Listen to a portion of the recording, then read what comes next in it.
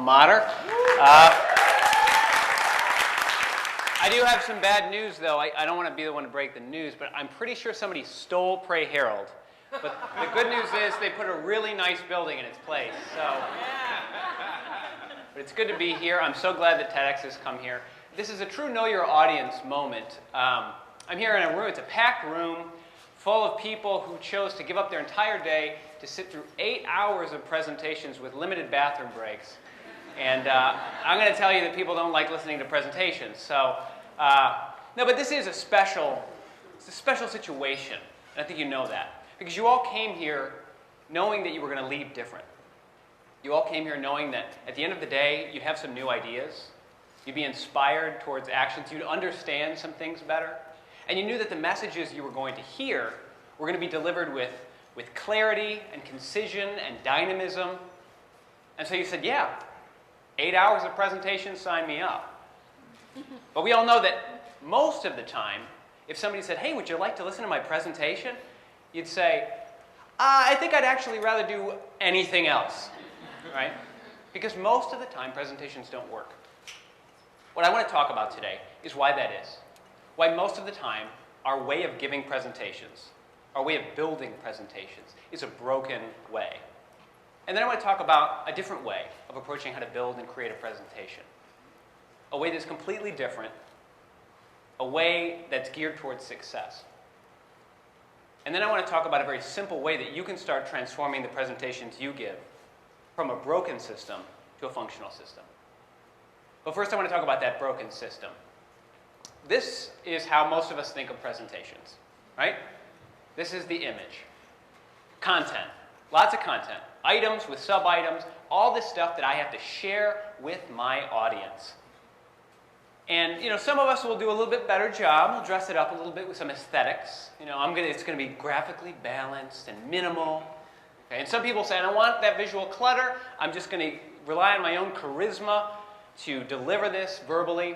But at the end of the day, they're all in the same category because they've all decided that the way I'm going to do this presentation is that I've got this chunk of information that I need to say or show all these people. And if I say or show it, I've succeeded. And if they think I'm super smart, then I've really succeeded. Okay? Well, I'm going to show you an image of a different system, the new and better system, a system that's geared towards success. Because that, as all the professors in this room know, just because an audience sees it, hears it, touches it, tries it, is no indication of whether or not they understand it. And is no indication of whether or not they'll actually start acting differently, right? So I'm going to show you a diagram, and I'm going to warn you, it's very complex. And if you're taking notes, don't strain your wrist or anything. It's complicated. It's taken years to develop, but it's worth at least seeing. So here's the diagram. Okay, it's very simple. Okay?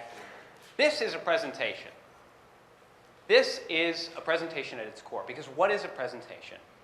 But it's taking your audience from one place to another. It's taking them from that red square to the green square. The red square represents what they bring in before you've even begun. All their biases, the things they know, and their opinions and their preferences. And the green square is where you'd like them to be, the new opinion you'd like them to hold, the new understanding of the content you're delivering, the renewed fervor to start acting in a different way. This is an entirely new way of approaching a presentation for most people, even though they may not realize it, because they're not actually setting that goal for themselves. And that's what the green square is. It's a goal. Your goal is to get them there. If you don't remember any other sentence that I say today, remember that. Get them there. So what does a goal look like for a functional presentation? A great way to start a goal is to say, I want them to fill in the blank. This is the one part that's about you, because you're giving the presentation. You're making the decisions on what is going to come out of your mouth, what's going to happen on stage. What do you actually want to do? What do you want to change? We've heard a lot of people talking about, I want to change the world, and you can change the world. How do you want to change your audience at the end of your presentation? You have to determine that. Whether you're selling a product, I want them to buy this product, or I want them to understand colonial American mercantilism, or whatever it is, whatever your field is. I want them to feel this way, do this thing, take this action. That's your goal. That's about you. There's another part that's not about you. We transform the goal. And I should add that it should be an achievable challenge. Okay? It's easy to set a goal that you can easily achieve. Set something that could actually happen. In the course of your 10-minute, 15-minute, 5-minute presentation, what opinion could you actually change? What feeling could you actually change, and for what amount of people? Figure that out and tell yourself, I think I can do it at this level. I really have to work at it. And you're setting yourself up for a great presentation. We convert the goal into a big idea, and this is where it becomes about your audience. The goal is where you want them to be. We convert it into a big idea. By show of hands, how many have seen the film Inception? Okay, so most of you. If you haven't seen the film, a big concept in it is the idea of planting an idea in someone's head. A strategic and simple idea. So simple that they embrace it themselves, but so strategic that if they embrace that idea, they take a chain of actions that result in your desired goal. That's really what a great presentation does. Because your audience doesn't care what you want. They don't care about the goal that you set for yourself. I'm selling a product. I want them to buy my product. Well, of course you want me to buy your product. It's your product. But what about me? What do I want? So we convert the goal into the big idea. And the big idea is something like, this product will make every day simpler. If you actually believe that idea, you're going to buy the product. But it's because it's what you believe. It's not because what I want you to do. It's not because of what I've said. It's because of what you believe. Of course, the challenge then is, how do we get them there? How do we cover the gap between the red square and the green square? This is the way most presentations try and get us from the red square to the green square. You've been in these presentations, and you've checked your email or Facebook at least 5 times over the course of them. Okay. When we don't decide that we need to get our audience to a green square, we may not even get there. We're going through our content, we're covering what we need to cover, and just like if we're being led by someone down a path, people get discouraged. They have no idea where they're headed. As you can see in the image, you're going frequently completely against the direction of the green square. And along the way, you're going to get discouraged. And around one of those bends, when it seems like you've turned another corner that isn't headed anywhere, you'll zone out.